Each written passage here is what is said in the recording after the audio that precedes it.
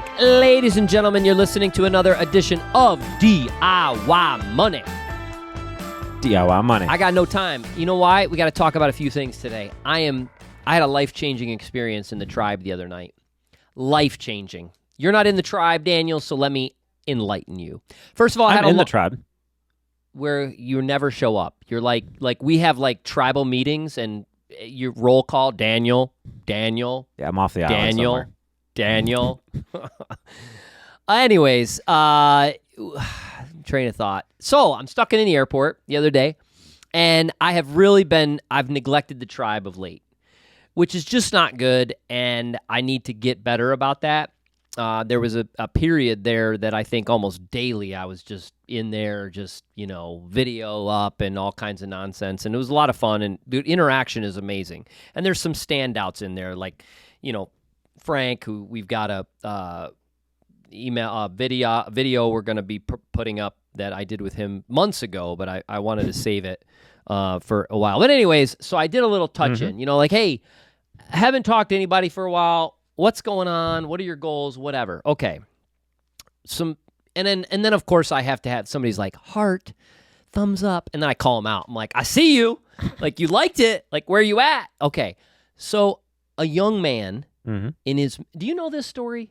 Are you kind of stalking the tribe? I don't log into Facebook, so no. Okay. Sorry. So a young man, part of the tribe, said basically, hey, I'm great, but I don't know if he said I'm great. I'm whatever, but he recently, unexpectedly, lost his wife. It was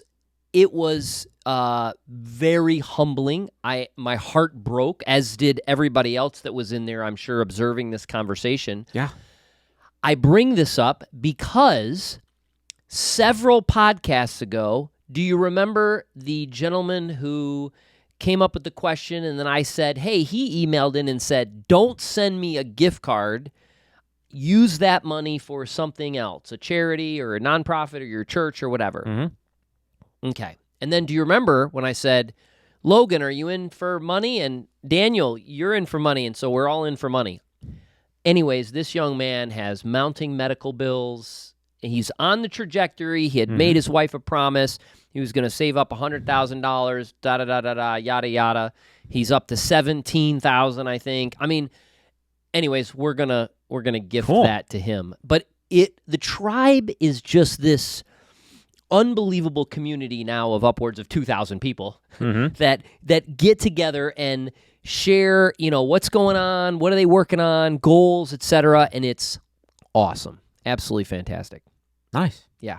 So how you been? That's my story. Great. I can't top that. Okay. Well, let's move on then. New York City Marathon coming up this coming weekend. Actually, next weekend. Nice. This show will probably have aired after, or will be airing after the marathon. It will certainly. Yeah. So I think I did 2 weeks awesome. Or a week or something. I think I did amazing. It was awesome. You were on fire. I was on fire. I posted also in the tribe a photo that a guy took as I was crossing the finish line in Atlantic City. And I had the last mile, I just booked it to try to get under a certain time. Yeah. And my mouth is open. I'm yelling in pain. I know it. I remember it. And this guy took a photo. It's awesome. Nice. It's awesome. It's probably going to be the only photo I've ever bought of a race that I've been in. Anyways, all right, let's move on. There's some bro talk for you. 4 minutes in. I've missed you all. Thanks so much for Logan for standing in, as he has done an exceptional job. Let's go right to the call that we got, because we got a good one. Voice memo. The name escapes me right now. Christy. So let's go to Christy. What do you got? Hi, DIY Money guys. This is Christy in Missouri. I really enjoy the podcast, and even as a CPA, I'm always gathering tidbits of really beneficial information. My question is about how to handle blending families and finances with a second marriage. My fiance and I are both well established financially and plan to combine our income once we get married and live financially as a couple rather than two separate people. My question is about handling our prior investments in relation to future inheritance for our kids, who are currently in their 20s. My fiance has a multi-generational family trust that's already been established for his kids, which will not be amended to add my kids, considering it was established by his parents. I'm wondering about earmarking certain assets to be assigned to my kids when I pass away, particularly my anticipated purchase of my family's farm, as well as my previously established retirement accounts. What are your thoughts in this area? Okay, this is a great question. I remember why I brought this to the forefront, and I want to say, first of all, Christy, love that you still try to seek out tidbits, and obviously you're a professional. You know what you're doing in the financial world, so I'm honored that you listen to the show and that you seek wisdom from us. So that's humbling, and we thank you for tuning in. I think this is all about communication. I think this is all about you and your husband talking about what you desire to have happen with the children. Now, a couple of scenarios. It might be that the trust you're talking about that goes on to your husband's children may dwarf, I'm just throwing this out there, may dwarf the amount of funds that ultimately go to your children. And maybe there's a part of you that says, well, how do we make that equal? Maybe you can't. I mean, maybe that's just not possible, and that's okay. I think you just kind of have to accept that. If that's not the case, or you don't know how much that's going to be. Now, most people don't know, and they always kind of skirt around this a little bit. They're nervous to ask, like it's going to upset the trust. I've never read a trust document that says if anyone asks about this trust, they're out of the trust. Like it's not going to happen. So your husband or some other living trustee, probably not the minor children, can ask and inquire about the value. And maybe it's one of these trusts. It could be a charitable remainder trust where the income is kicked off to 501c3s, and then the principal balance is going to the kids. So you could kind of guesstimate a little bit of what that's going to be. But if you don't know the balance, I mean, that's the first thing I would do is to inquire. When you understand the balance, I think you have to have this communication to say, okay, we're trying to get this as quote unquote equal as possible, and just direct then other assets, either his and yours or both, if that's your desire. But you can really do it however you want. There's a couple of things I would caution though, and this is something that I see a lot. I see assets divvied up in equal shares to kids that are vastly different in ages. And if you happen to pass prior to them becoming adults, that may be inherently significantly unfair. For example, let's say you have one child that's 5, another child that's 15. And you say, we're going to leave each of these children $100,000. I'm just throwing out round numbers. And so the 15-year-old gets $100,000, and let's say by the time they're 18, they need to use this $100,000 that's become $120,000 for school, and it's gone, okay? It's gone, it's taken care of, whatever. The 5-year-old gets the money at the age of 8, and has now 10 years to invest this, and it compounds prior to going to college. It can be vastly different in the amount that then is available for that young person at the age of 18.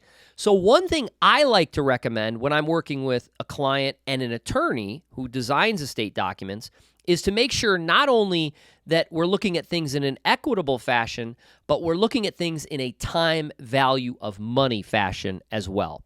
What say you, Daniel? Yeah, I really like it. I think a lot of this comes down to having the values conversation within your own family and figuring out what it is you want to do. Obviously, you don't have any authority or editorial rights over the trust, but you can still look at, as you guys bring things together, as you pool your assets as one couple, one family, what do you want to do with the things that you do have control over, and just really having honest conversations about that. And then dividing those up equally. Now, obviously, you're keeping maybe the trust in mind, regardless of that size, but you're able to direct the rest of the stuff. And that might mean that your kids get the rest of the other stuff. Maybe that doesn't balance out the trust, as you said, but you can direct everything else from there. And so I think it comes down to what is it that you really want and desire, and And those are, can be hard conversations, but important conversations to have, especially at this stage, along with all of the other conversations you're having around getting married and combining assets and all that stuff. But literally anything can be done. Yeah. In regards to percentages, dollar amounts, etc. I often have people, they say, well, how do you handle that when you give money to kids? And I say, how do you want to handle it? Many attorneys will have boilerplate ideas. So they might say, okay, we're going to do a situation where they can get the income out until they're 30, then they get a principal distribution at 30 and a principal distribution at 40 or principal distribution at 50 or whatever it may be. There's a variety of things that can happen there, but it can completely be up to you, the individual who's going to be funding this. I will say the last thing is, regardless of an age of an individual who's going to be receiving monies, I think it's critical important to start talking about the fact that they are going to be receiving money. I know that when we work with larger dollar clients who have children that are going to inherit money, I like to get in front of those children as quickly as possible. And it's often better when an outside person looks these young people in the face and say, this is going to be a big responsibility for you. Not, what are you going to do with all the cash? Oh, sweet. No, it's going to be like, you have a big responsibility. You need to start learning about money. You need to start understanding this. And the reason is that young people know that they're not dumb to the fact that you can blow through money. Like, if you're not aware at a very young age that people that win the lottery often just blow it and they become broke in a very short period of time, and you kind of been living under a rock. So if you can start to educate them as quickly as possible regarding the investment world, regarding the markets, etc., the tragedy, and I've seen this too, somebody inherits something that they didn't know that they were going to get. They have no idea about the markets. They have no idea about investments. And this account could have been invested for 20 years, and they're like, oh, I don't want any volatility. Like, I don't want to lose any of Grandpa's money, and Grandpa's dead. Wait a second. He invested this. He's been investing this. Well, no, I don't. Well, then it's just an individual who's just not been educated over time. Christy, I don't know if we helped you.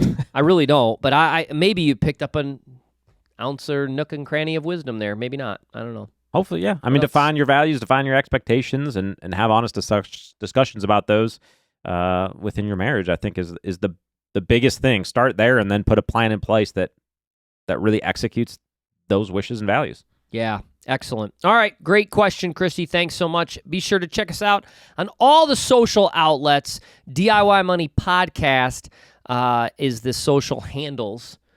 Mm-hmm. Are they socially acceptable? They are now. Are we being socially conscious? If people accept it, it is socially acceptable. And I've heard that we have swag coming out. Look for that on the website, DIYmoney.org. Not DIYmoneypodcast.org. Yes, DIYmoney.org. Well, because all of our socials are at DIY Money Podcast. We might need to change that, shouldn't we? Probably DIYmoneypodcast.com or something. We should just... Anyways, whatever. That'd be logical, wouldn't it? All right, let's wrap it up. Remember, friends, the secret to success is pretty simple. Live on less than you make, invest the rest, and do so for a very long time. Make it a great day.